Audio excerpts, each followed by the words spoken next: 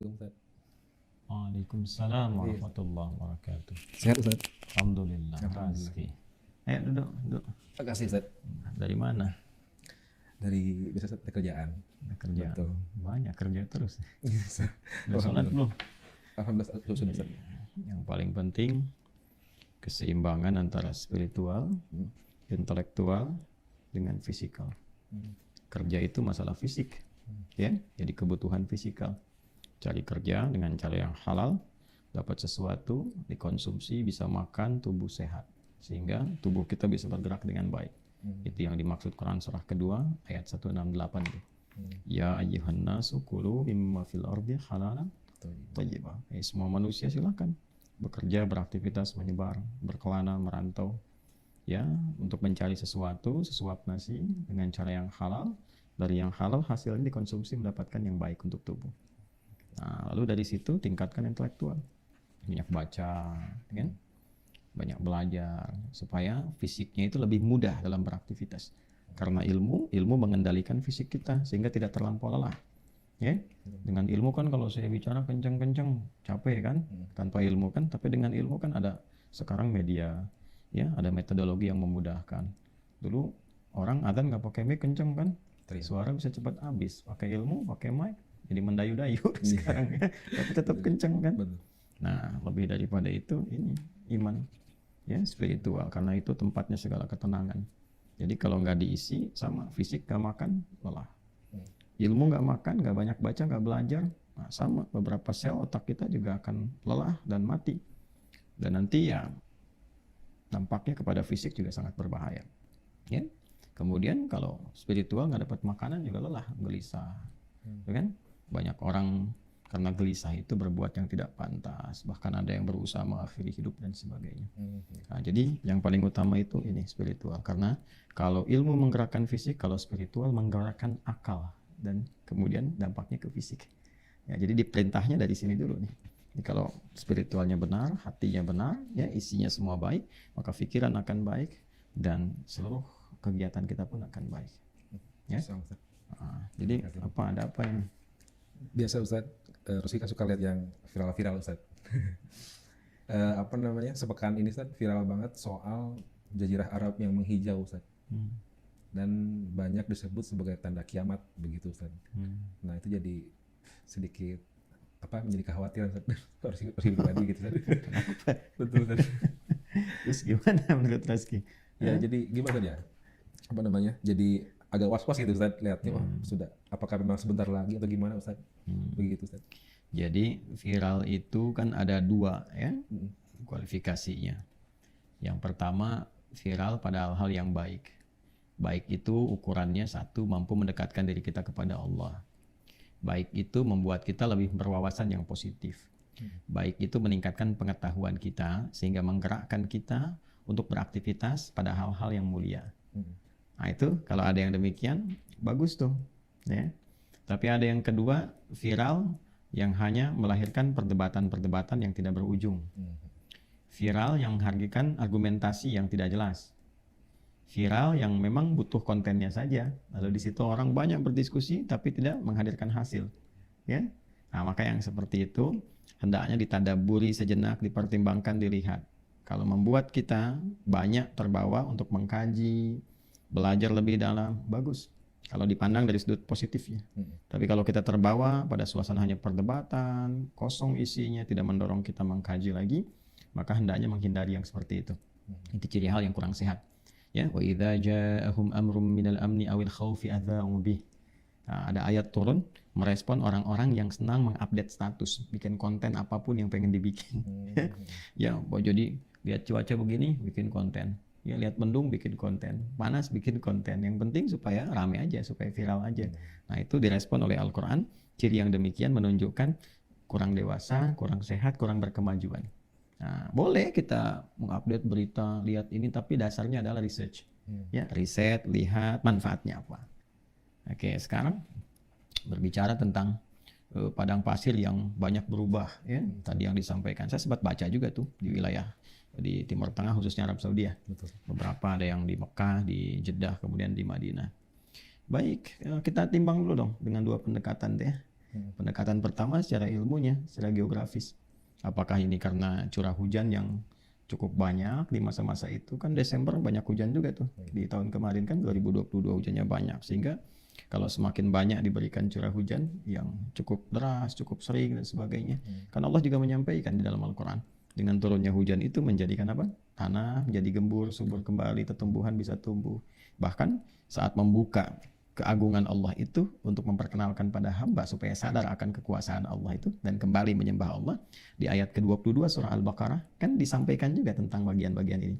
Alladzi ja'ala lakumul arda firasyan was samaa'a binaa'a wa anzala minas samaa'i maa'an fa akhraja bihi minats thamarati rizqan lakum. Dan di antara kuasa Allah menjadikan apa salah satunya?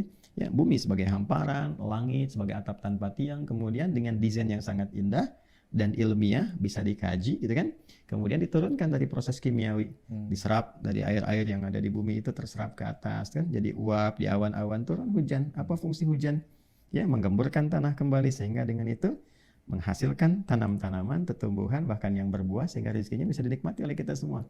Artinya coba dilihat dulu apakah ini bagian dari fenomena alam yang biasa terjadi, siklusnya kalau curah hujan banyak gitu kan, terus menghijau. Nanti kalau sudah hujannya berhenti, terus musim panas lagi, balik lagi deh kering lagi. Ya? Nah ini secara geografis dipahami dulu. Nanti baru kita lihat kepada hadis-hadis Nabi Sallallahu Alaihi Wasallam ataupun isyarat dari ayat-ayat Al-Quran yang menunjukkan kepada kita misalnya tentang tanda-tanda apakah menjelang kiamatkah, apakah tanda itu tanda yang hanya meminta kita untuk sadar akan kekuatan Allah, keesaan Allah, meminta kita untuk kembali menyembahnya, ya kan? Nah, terkait dengan pertanyaan spesifik tadi, sebetulnya gini, diskusi tentang tanda-tanda kiamat ini ya dari sejak era Nabi itu sudah banyak. Itu yang penting disadari dulu ya. Di sejak era Nabi itu motifnya banyak. Ada yang pengen memang bertanya, ingin tahu untuk mempersiapkan diri. Ada yang kedua hanya mengolok-olok Nabi saja. Yang ketiga ada yang menantang, ya kan? Nah, sedangkan yang penting kita sadari bahwa sebetulnya dengan diutus Nabi Sallallahu Alaihi Wasallam ini sudah pertanda bahwa satu, beliau itu kan penutup Nabi. Khataman Nabiyyin, penutup para nabi di akhir kan. Kalau sudah penutup nggak ada nabi lagi kan? Kalau sudah nggak ada nabi lagi berarti nabi terakhir kan? Nabi terakhir konsekuensinya untuk umat terakhir kan? Betul. Ya, berarti setelah umat ini nggak ada lagi umat yang lain ya? Betul. Artinya apa? Beliau itu sudah nabi akhir zaman. Oh, iya. Ya kan? Betul. Iya, karena nabi terakhir untuk akhir umat. Kalau umatnya selesai, selesai kehidupan. Jadi dengan datangnya Nabi Sallallahu Alaihi Wasallam, ini artinya sudah pembuka kebahagiaan di akhir zaman. Karena itulah ketika turun surah Al-Qamar, surah ke-54, dibukanya dengan apa firman Allah? Yaqtarabatis sa'atu wansyaqqal qamar. Ya kan? Waktu menjelang akhir kehidupan itu kiamat semakin mendekat dengan terbelahnya bulan. Bukankah di antara mukjizat Rasulullah SAW membelah bulan kan? Ya kan? Nah, ini artinya era akhir zaman itu dibagi 3 bagian. Pembuka menuju akhir zaman dengan diutusnya Nabi SAW. Nah, nanti tugas Nabi ini adalah memberikan bimbingan kepada kita tentang detail menjalani kehidupan. Kurikulumnya Allah yang siapkan, ya. Lewat apa? Lewat wahyu Al-Quran. Makanya Quran disebut hudan, kurikulum kehidupan, pedoman kehidupan. Syahrul Ramadan alladzi unzila fihi al-Quran hudan linnas. Quran surah kedua ayat 185.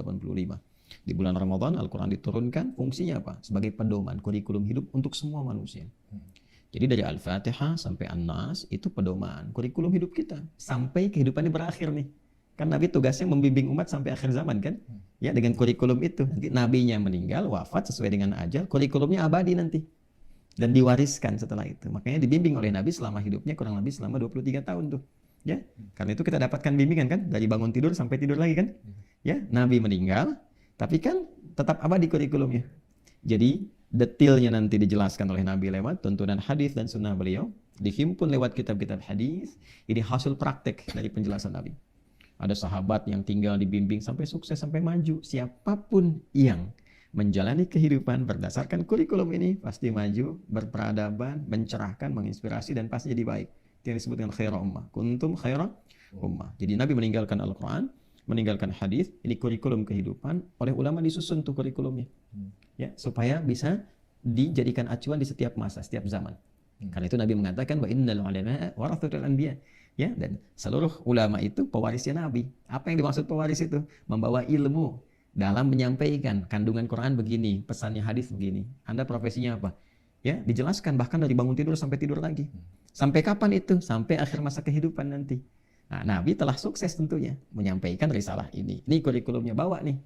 Nah, nanti dari pembuka ini datang ke pertengahan sampai ke akhir zaman. Ciri-cirinya itu yang disampaikan oleh Nabi.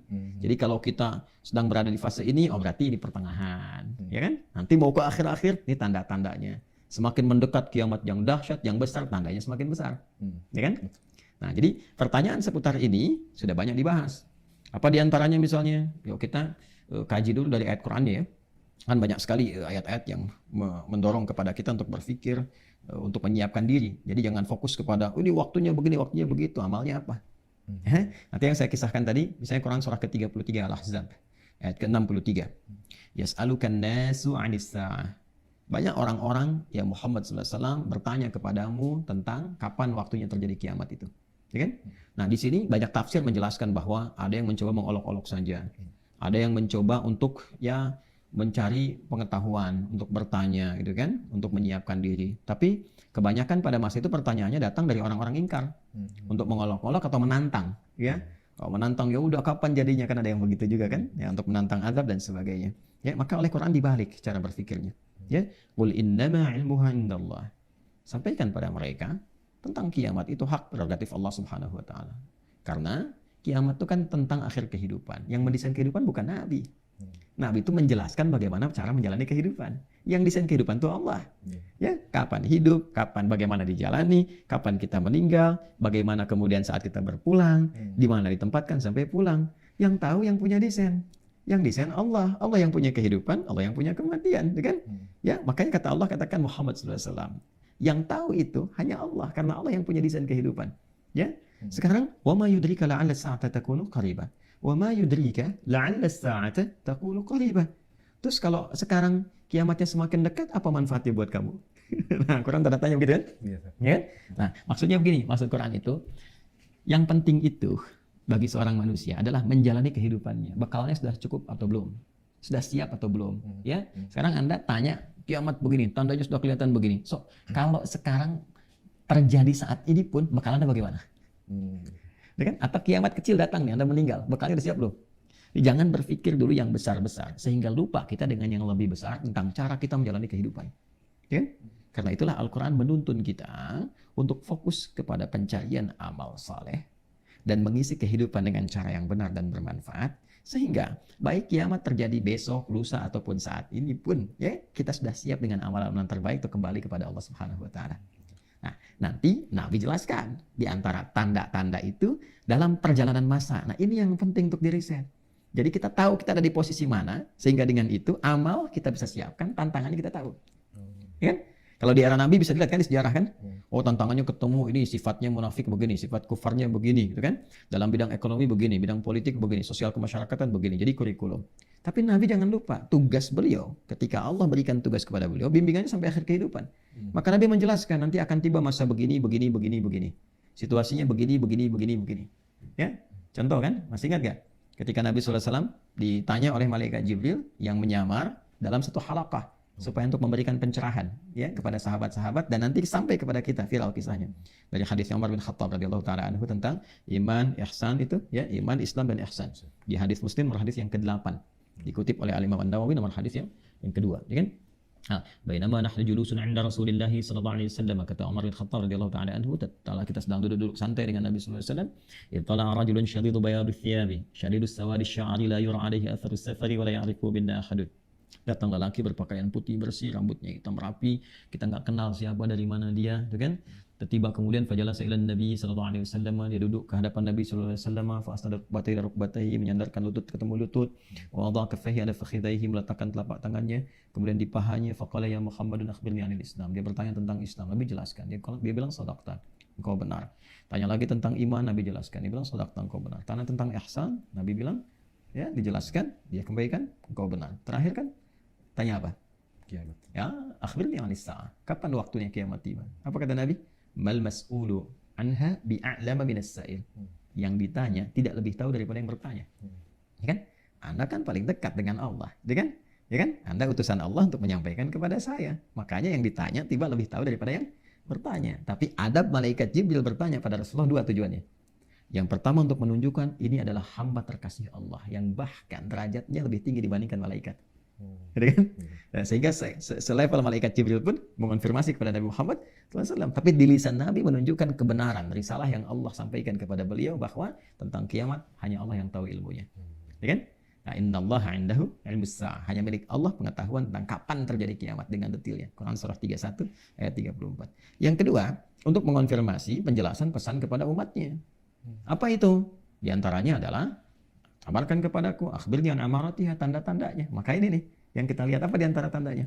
Antalidal amatu rabbataha wa antaral khufata al'alata, itu kan? Engkau melihat bagaimana seorang pembantu melahirkan tuannya. Kemudian engkau akan melihat orang-orang yang badui yang bertelanjang kaki, telanjang dada, yatatawwaluna fil bunyan, lomba-lomba meninggikan bangunan, itu kan? Ya, banyak sekali. Nah, ini banyak tafsirnya di kalangan ulama. Di antaranya apa? Kata para ulama, lihat nih, mungkin antalidal amatu rabbataha, budak melahirkan tuannya, pembantu melahirkan tuannya. Ini menunjukkan di antara tafsirnya ada yang mengatakan sudah mulai terbalik, ya kan? Kesalahan dianggap benar, benar dianggap salah. Banyaknya manipulasi, banyaknya orang fokus dengan dunia sehingga lupa akhirat. Kalau sudah banyak fokus dunia, maka sudah otomatis lupa akhirat, maksiat makin banyak. Maka di hadis lain ada apa lagi? Misal kita ambil satu hadis lagi, misalnya la taqumus sa'atu, kiamat itu ke fase yang terbesar itu belum terjadi kecuali melewati fase-fase ini yang pertengahan-pertengahan. Apa itu? Ya, apabila terjadi taqarrubul aswaq, pasar sudah mudah diakses. Udah merasa belum? Dulu berangkat pakai ojek angkot, sekarang klik handphone datang, ya kan? Kemudian apa? Ya, kemudian masa waktu semakin cepat, ya. Yaqtaribuz zaman. Kemudian yakthurul fitan, takthurul fitan. Ya, tantashirul fitan, fitnah mulai banyak meluas, manipulasi mulai banyak, hoax mulai bertebaran dan sebagainya. Ya kan? Nah, itu tantangan. Nanti setelah fase itu muncul apa? Nah, muncul banyak peperangan. Karena orang sudah nggak peduli dengan ibadah, dengan macam-macam. Ulama banyak meninggal dunia, itu tanda-tanda tuh. Ulama banyak meninggal, nggak ada yang bimbing lagi, manusia kehilangan pegangan, akhirnya banyak kekacauan, ya kan? Didahului dengan tadi itu banyak hal. Setelah itu ke puncaknya nanti tuh banyak perang. Nah, di perang ini ada yang menarik nih, hadisnya Ibnu Hibban. Sahih Ibnu Hibban nomor hadis 6700. Mungkin ini terkait dengan esensi pertanyaan tadi. Yang dikuatkan nanti di hadis Muslim, Kitabuz Zakah. Ya, ada bab yakni kullu naw'in minal ma'ruf sadaqah. Ada hadis Nabi sallallahu alaihi wasallam di Ibnu Hibban riwayat sahabat Abu Hurairah radhiyallahu taala anhu, la taqumus sa'atu, kiamat itu tidak akan sampai terjadi, maksudnya ke level besarnya sebelum melewati tanda berikut ini. Ya, hatta yakfur al-haraj. Al-qatl, banyak peperangan terjadi, sehingga dengan perang itu kata Imam Nawawi dalam tafsirnya, terjadilah kemudian sesuatu yang sangat luar biasa, fokusnya sudah nggak ke perawatan lagi. Ya, sehingga banyak korban, ya perempuan kehilangan suami dan sebagainya, sehingga tidak ada waktu untuk merawat lagi tanaman dan sebagainya, sehingga alam dengan begitu saja curah hujan turun, tumbuh ini jadi yang di apa namanya wilayah bumi Arab itu hatta ta'uda ardul arabi murujan wa anhara. Tuh, hadisnya begitu. Sampai nanti di hampir semua lapisan di Arab itu saking banyaknya peperangan dan sebagainya ini sudah abai sehingga kembali menghijau, ya. Hijau, banyak sungai-sungai lagi dan sebagainya lagi gitu kan, dan seterusnya lagi karena konsentrasinya banyak kepada aspek-aspek yang lainnya. Nah, ada juga yang mengartikan bahwa ya mungkin memang banyak peperangan, tapi perangkat dari itu berkembang dengan bangunan, berkembang teknologi, banyak rekayasa. Sehingga di Arab pun dibikin banyak bangunan, dibikin desain-desain, kembali padang pasir disulap jadi tumbuh seperti ya, kebun lagi, ada sungainya, ada macam-macamnya. Tapi saat yang bersamaan hasrat manusia banyak pengen perang. Koalisi ini, koalisi itu, hancurkan ini, hancurkan itu, sehingga korbannya banyak. Ya, mohon maaf, istri banyak kehilangan suami-suaminya. Saat yang bersamaan teknologi berkembang, rekayasa genetika banyak, dan seterusnya banyak. Nah, maka itu akan mengantarkan nanti kepada fase yang akhir. Jadi fase pertengahan. Kita berada di mana? Manipulasi ada nggak sekarang? Zina marak nggak? Marak, gitu kan? Kemudian kebohongan, bertebaran macam-macam. Akses sekarang mudah diakses. Sangat mudah. Ya, peperangan gimana? Iya, 1, 2, 3, 4 gitu kan. Nah, artinya kan belum ke tanda-tanda besar dan tidak harus kita fokus tanda besar kapan nih kapan tidak. Kita ada di era itu artinya tantangan maksiatnya tinggi. Di titik itulah sesungguhnya pertanyaan terbesarnya bagaimana menjaga diri dari maksiat, nahi mungkar sehingga dengan itu terjaga di setiap suasana, terjaga di setiap waktu. Jadi akan tiba satu masa ketika nahi mungkar itu lebih bernilai, lebih di atas nilainya dibandingkan amar ma'ruf. Kan? Salat iya, tapi nanti juga bisa dilihat salat iya, zina iya, salat iya, mabuk iya. Kan?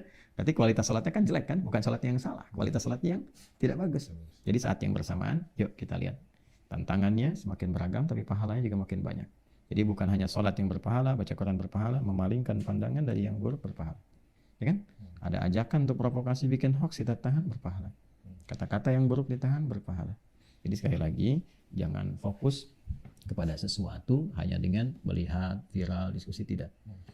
Belajar, cari argumentasi, amati, riset. Hasilnya apa yang meningkatkan intelektualitas kita, apa yang menguatkan keimanan kita, dan dengan ilmu dan iman itu kita mencari bekal terbaik untuk pulang kepada Allah. Ya. Jadi kira-kira gimana padang pasir yang jadi hijau itu? Jadi tanda kiamat belum? Walau alam. Ya, mungkin. Jadi kita tetap lebih fokus ke bekal Ustaz ya, bekal akhirat Ustaz. Ya, jadi gini, tidak ada masalah, ada kekhawatiran karena itu bagian biasa dalam hidup manusia. Tapi khawatir itu diarahkan kepada peningkatan pada ketakwaan, ya kan? Jadi khasyah, khauf, nah, itu selalu bersanding dengan raja nanti. Harapannya jadi lebih takwa, lebih baik, lebih dekat dengan Allah. Dibawanya ke situ.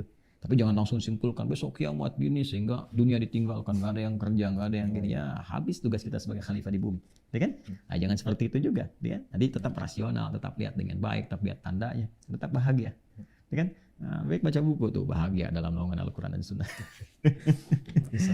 Ya, gitu ya, saya kira ya. Ya, jadi jangan terlalu ya fokus berlebihan, dilihat, belajar ilmu geografinya, astronominya, kemudian setelah itu research, lihat hadisnya lagi, dan dari situ belajar mendekati pada kebaikan, meningkatkan ketakwaan, dan terus bertakarub kepada Allah. Ya, syukur jazakallah khair ya. Terima kasih Ustaz. Ayo, makasih banyak. Assalamualaikum. Waalaikumsalam warahmatullahi wabarakatuh. Allahumma shalli ala sayyidina